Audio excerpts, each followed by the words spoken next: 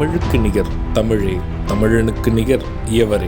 2 அடியில் நம்மால் எதுவும் செய்ய இயலாது என்று எண்ணும் மனிதனிடத்தில் 2 அடி குரலில் எதையும் நம்மால் செய்ய முடியும் என நம்பிக்கையை ஊக்குவித்தது திருக்குறள்.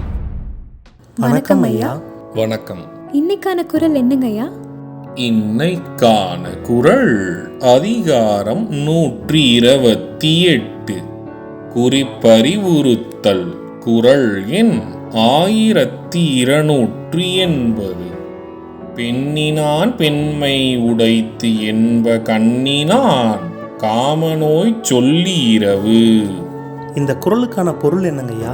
இதற்கான பொருள், கண்ணினால் தனக்குண்டான காமநோயை காட்டி காதலனை பிரியாமல் இருக்க கேட்டுக்கொள்வது பெண்மைக்கு இழுக்கன்று, பெண்மைக்கு பெருமை தருவதே என்று கூட சொல்லலாம்.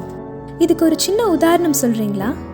இதற்கான உதாரணம், தன் காதலனை பிரியாமல் இருப்பதற்காக கண்களால் காம பார்வையை காட்டி தன்னோடு இருக்கச் செய்வது பெண்ணின் தவறல்ல, அது பெண்ணின் பெண்மைக்குரிய பெருமையாகும். நான் சொன்ன குறளும் அதோட விளக்கமும் உங்களுக்கு பயனுள்ளதா இருந்ததா? ரொம்பவே பயனுள்ளதா இருந்தது. சரி பசங்களா, நாளைக்கும் இதே மாதிரி சுவாரஸ்யமான குறளை பார்ப்போம். நாளைக்கும் இதே மாதிரி இன்னொரு குறள் பத்தி தெரிஞ்சுக்க ஆர்வமாவும் இருக்கும்.